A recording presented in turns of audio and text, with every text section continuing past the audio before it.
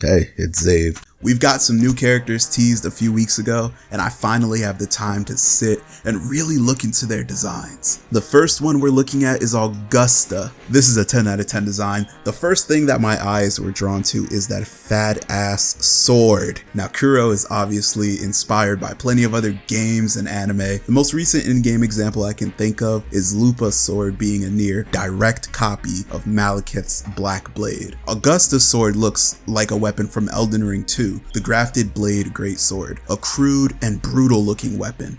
I'm hoping Augusta's animations are gonna have her using it to like hack and saw away at enemies and tear them to shreds, rip and tear! The next thing I noticed was her headpiece, and then all the little accessories she has in the shapes of suns. She was teased with the subtext, the undying sun, eternally ablaze. She's obviously made to represent the sun and the fiery passion that is usually paired with that imagery. As the leader of Septimont, a region of warriors, she needs to be strong and domineering, and that's exactly the vibe she gives. In the official art, it looks as if she's looking down at the viewer with a piercing gaze, not in a condescending way, but in a way to show that she is the rightful leader. Her outfit is also simple but effective. She has the bracers on, breastplate, and even a short sword on her hip to show that she's a warrior and always ready to go to battle. The cloth that she has draped over her armor does give her an air of status too, as a way to remind people that despite being a capable warrior, she's also a leader. And finally, her hair. Her hair is so perfect in my opinion. This style was the only way to go. Any other haircut would not have conveyed the same passion and fiery nature that's needed for a character like this. Also, let's address the elephant in the room. I get it. She's deadass just a better Malvika. I don't care, okay? I don't care about all the Genshin versus Wuthering. I don't give a fuck. With that being said, great job on her design, Kuro. Let's move on to Augusta's counterpart, Yuno. The moon arrow that anchors the shifts of fate. I don't know what the fuck that means, but she's supposed to represent the moon. Looking at her, my very first thought was Ishtar from the Fate series. Another W anime reference. Yuno's design is kinda lackluster for me though. There really isn't a lot going on with her, besides the weapon. The giant disc that she has is actually really cool, and I can't wait to see how it's incorporated into her animations and what she can do with it. Her hair is also pretty nice. It has like a cool fading effect, being deep blue near the roots and then slowly turning white as you go towards the end, almost replicating a star-filled night sky. See, with Augusta, I'm able to look at her and figure a general idea of what she's about, and I don't get that from Yuno's design. We know that she's a priestess, and with all the moon iconography, I assume she'll do something with star signs, maybe like tarot cards or divinations. I don't know. Let me just drop a crazy, fiery, hot take right here. I think she should have been way more covered up. I know, but hear me out. When you think of a priestess in other games and media, they're usually wearing some type of ceremonial robe, maybe a hood, a veil, a mask, a scarf, something along those lines. But Yuno doesn't have any of that. I can't really get an idea of who she is or what role she serves from her design alone. The only thing I can think of is maybe they made her this naked on purpose. Like, her whole character is gonna be about defying expectations, breaking norms and boundaries, or something along those lines. I don't fucking know. With that being said, if you remove the context of who she is and just look at the design alone, I think it's cute. It doesn't elicit any strong emotions, but it's not like offensively bad. I'll give Yuno a 6 out of 10. Chisa is next, and this one got the people excited. Another anime reference. Shout out to Agami Ga Kill and Kill la Kill. But, and I know this is gonna be crazy, I don't like her design, specifically her outfit. It's just a schoolgirl outfit, like the sailor outfit. That shit sucks. The little details I do like. First of all, the color scheme. The red and black give a really dark vibe, especially with the black hair and piercing red eyes. In fact, if you're familiar with Dajin's lore, it's almost like this is what Dajin was originally supposed to look like. I get the hint that Chisa may use her own life force or blood to fight, and that can be seen in small details like the bandages around her fingers or on her thigh. Her outfit is also tattered at the ends as if she's used to fighting or fights often. And let's talk about it. The weapon, it genuinely looks insane. And I'm gonna go out on a limb here and say that she uses scissors. The reason why is because the color scheme and outfit is similar to Ryuko, and the title they teased her with was Incisor of the Strings of Annihilation. I think she's going to have arguably the best animations in the game.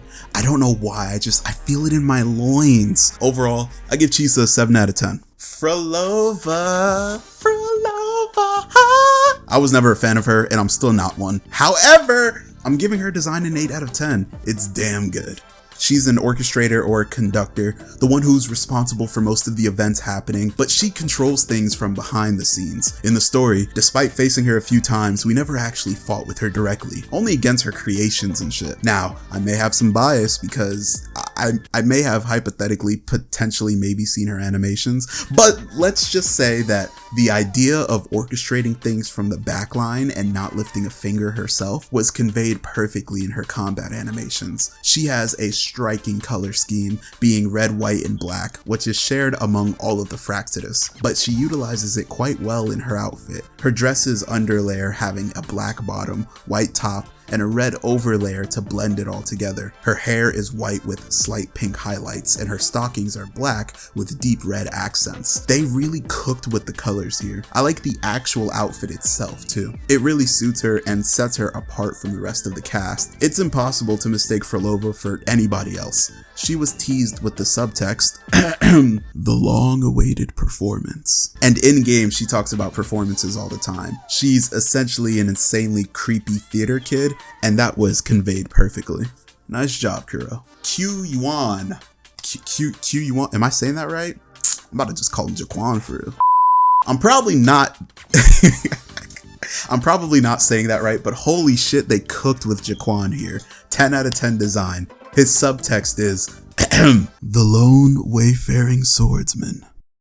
He looks like every Miriam manhwa MC put together into one character. Also, Yasuo has got to be an influence for him. I don't even know where to start with his design. It's so damn cool, but not trying too hard to be cool. It's like effortless. First of all, the color scheme. Black, white, and green with a hint of yellow. It blends beautifully. His hair being a healthy mix of black and white, almost looking gray in some spots, really gives him a calming presence. His outfit seems to be one of a martial practitioner. You can see that it's worn and tattered, which I'm assuming is going to play into the lone wayfaring part of his lore. Speaking of lore, spoiler alert, but the streets are saying that Jaquan is Jianshin and Buling's master, and I could see that. The color schemes are similar, but also the tranquil vibe he gives would make perfect sense for someone who could teach Jianshin. Her ult is literally a yin-yang symbol. I know for a fact that he's gonna be a sword user, but I hope his animations are going to be more than just quick cuts and fast slashes. Kuro, please give him some interesting techniques. I don't want to see him sheath his sword and then it like a billion cuts appear everywhere. It's like, oh, I'm so fast you can't see. No, hell no. Let us actually see some swordplay. Galbrina. She has a cool ass name and a mid-ass design. Galbrina looks badass, too badass. Like they did everything possible to make her as hot and cool as they could. Hear me out. The extended rat tail haircut, super duper mega crop jacket with the sports bra. Her nails are so sharp that it looks like claws with tattoos running up her arm, uneven stockings to show how edgy she is, bullets strapped to her thighs. She uses pistols, of course, and I'm assuming she's going to either have stiletto heels or combat boots. They really threw every cool character design trope into a hat and then said, fuck the hat, just put them all on her. I think it's a little too much. Even her subtext is edgy as hell.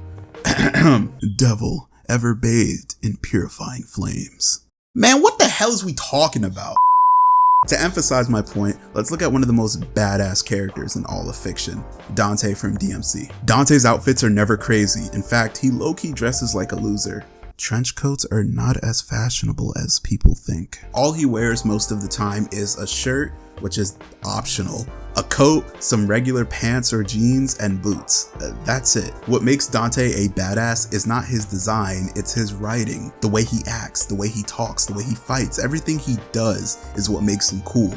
He doesn't try too hard while simultaneously doing the most. I have a feeling that Galbrina is probably gonna try to be nonchalant and cool about everything, and it's gonna cringe me the fuck out. The only way we can save her design is if she actually isn't as cool and nonchalant as she looks, and she only dresses that way to try and intimidate others or boost her confidence. That would be a fun subversion of expectations. Alright, that's everyone. Let me just say one more thing. I think all these designs are good in a vacuum, but some of them just don't appeal to me or make sense to me, and that's fine. If you like Galbrina because of how edgy she looks, that's Gucci. And if you hate Augusta because of how opposing she looks, you're wrong and gay.